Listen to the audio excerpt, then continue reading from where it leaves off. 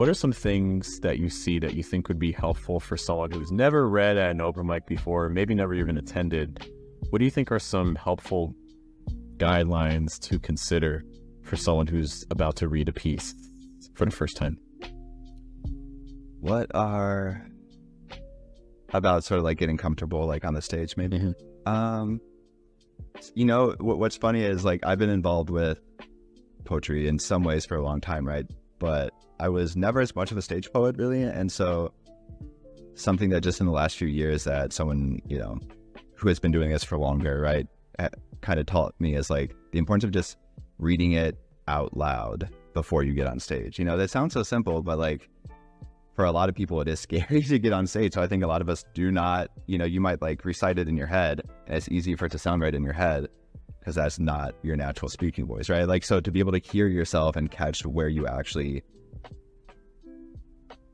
you know, your voice catches and you aren't delivering in a new way. Like that's like, it's very simple, but that is like one advice that like, if you're not doing that, you have to do that, right? Mm-hmm. Do you like, yeah, man, I think where you have to, I think that you don't, you see it on page and you're like, oh, I can read through this easy. But the problem is you don't really have a sense of the rhythm until you actually say it out loud. So there's going to be moments when you're reciting on stage where it's like, oh, wow, it's hard for me to say like a TH sound with a D sound and another TH sound. Like that day, I said, but you get stuck. You know what I mean? You get stuck for sure. And then you don't even like, the last time like I was on a stage recently and I like feel like I like pronounced everything fine, you know what I mean? Like, but I like was sort of like zoned out when I did it, you know what I mean? And it's like a piece where like I have like deeper emotional connection to it. So I wanted to like sit with the sentences that like meant more to me, you know what I mean? Like there's like just hearing it out loud, you're like engaging with it on multiple levels and you are going to embody the piece more too, you know? Yeah. I think something else I see just in terms of actually reciting the poem is a lot of people, I think it's unfortunate. Like when we're in school, we're asked to read something out loud. Mm-hmm.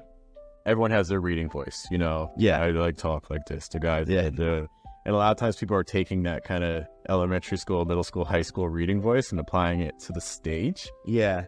And there's just some like, I teach pronunciation and there's lots of little things you can do to dramatically increase the power of what you're saying. Like for instance, incorporating pauses. Changing your speed, you know, like some sections you're pulling going fast, some sections going slow. Yeah. Change your pitch level. So it's like if I'm high right now, maybe the next time I'll go lower, and then next time I'll go lower. You know, like just these little techniques that create a very different impact for your audience. I agree, and I think that like, you know, everyone probably has their different things they struggle with, but like the pause thing like makes a lot of sense to me because when I was newer to it and I was really nervous, I would like speed through it, you know, and so like knowing that you are putting a pause in like flips a trigger in my brain to where like it's okay to like have blank space in the performance, you know what I mean? Like that's not just me like stuttering, that's like I did that on purpose, you know, like it can be scary, you know. So yeah, and that's like just getting practice with it before you get into it.